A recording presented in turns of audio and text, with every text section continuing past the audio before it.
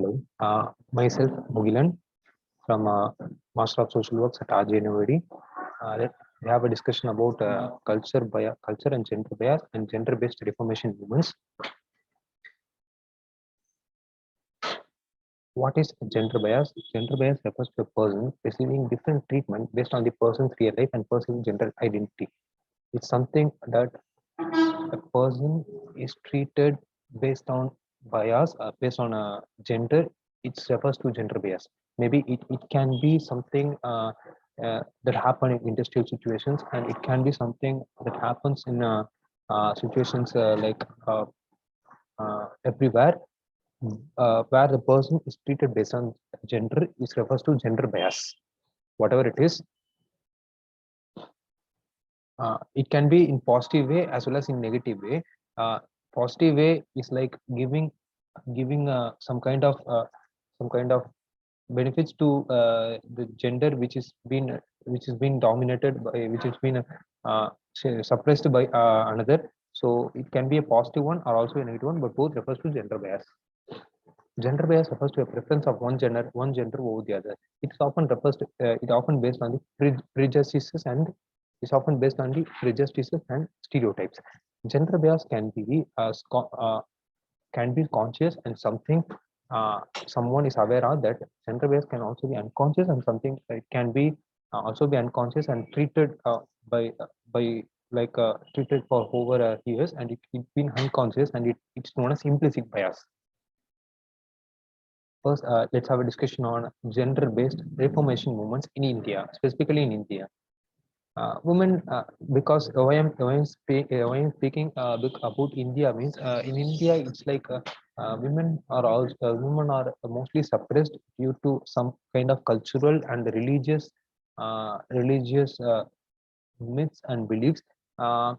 Women have, specifically women and third genders, have been suffered suppressed by the dominant male. Hence, we are talking about the gender reformation movements in specifically in India. In kind of Western culture, it's like though they have some issues, though they have some though there is not equality between both genders in some areas. In India, it's like it's widespread all over India. Hence, we are talking about this context only in India. Women's movement is an important important variant of social movement, in the sense of that it aims to bring changes in institutional arrangements, values, customs, and beliefs in the society that have been subjugated over the years.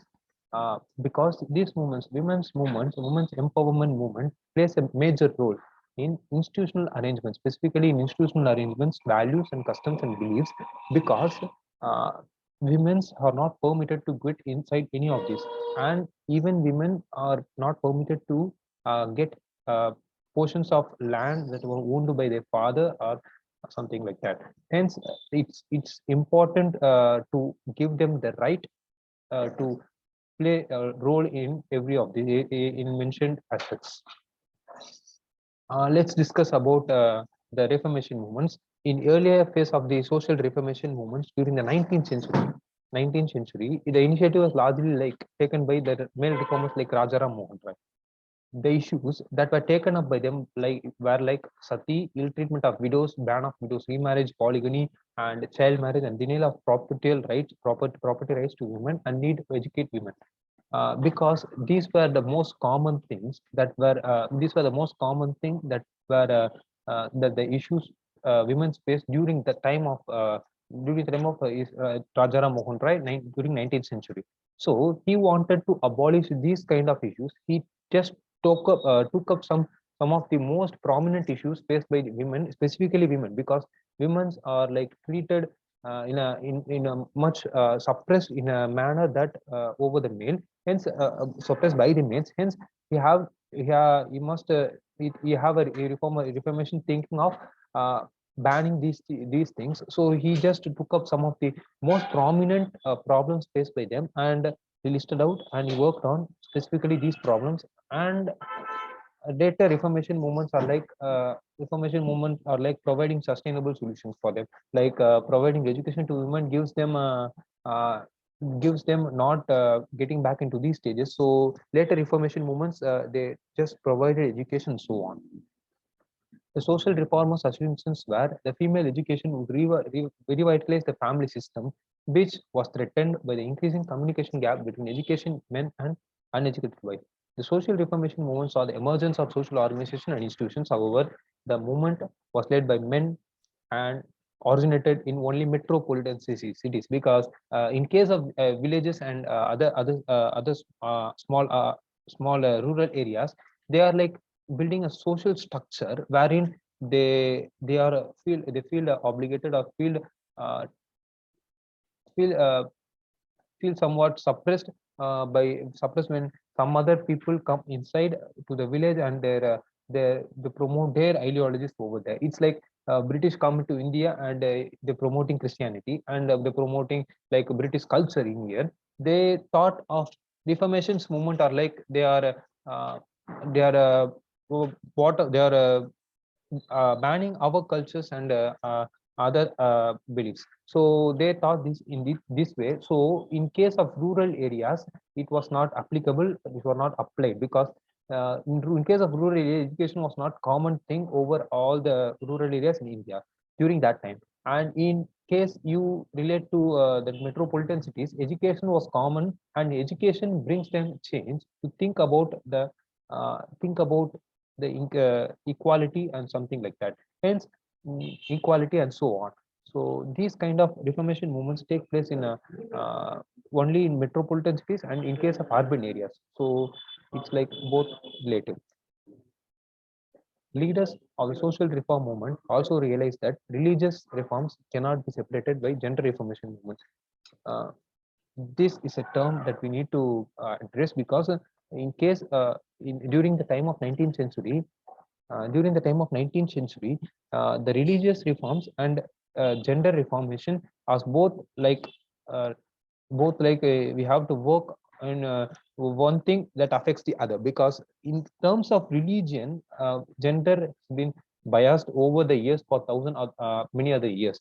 In case yeah, in terms of religion, women have been suppressed. So there is in case we want a gender reformation movement, we have to work upon the religious reformation movements. Hence, the religious reformation movements also affect the gender reformation, also gives rise to gender reformation. First, let's discuss about the Brahmo Samaj movement.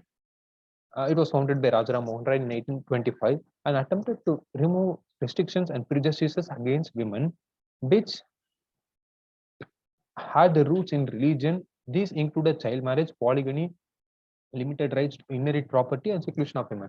Uh, it's like the Brahma Samaj movement and the Pratana Samaj movement and Arya Samaj movement. They were like three movements we have going to discussing. We are going to discuss about, and these movements play a major role in terms of gender reformation movements.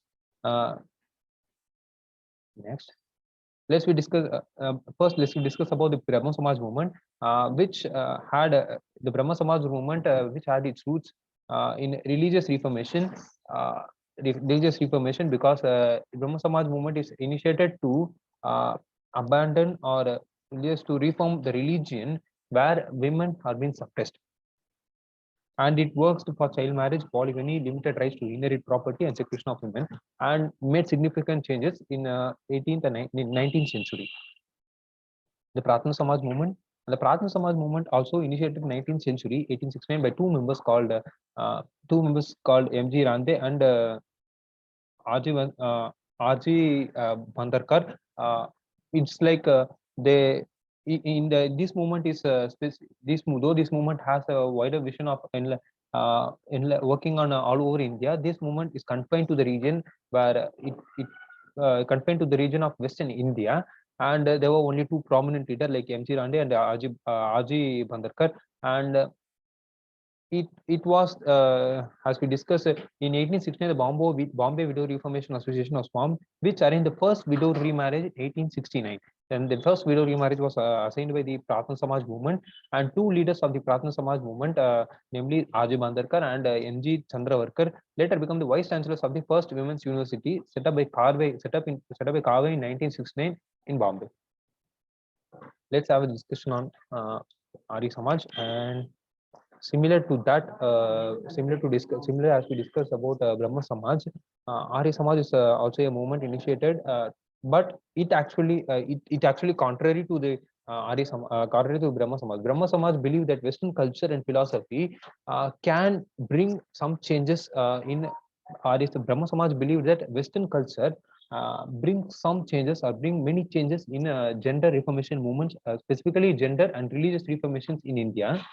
And it's like why Reformation, Brahma Samaj adopted Western culture to abolish the existing prejudices and gender-based inequality systems in India, while the Arya Samaj rejected the Western culture, only adopted the Indian culture, and it leads to something called of mismatch in the context. And here are some of my references that I referred. And thank you so much for the opportunity.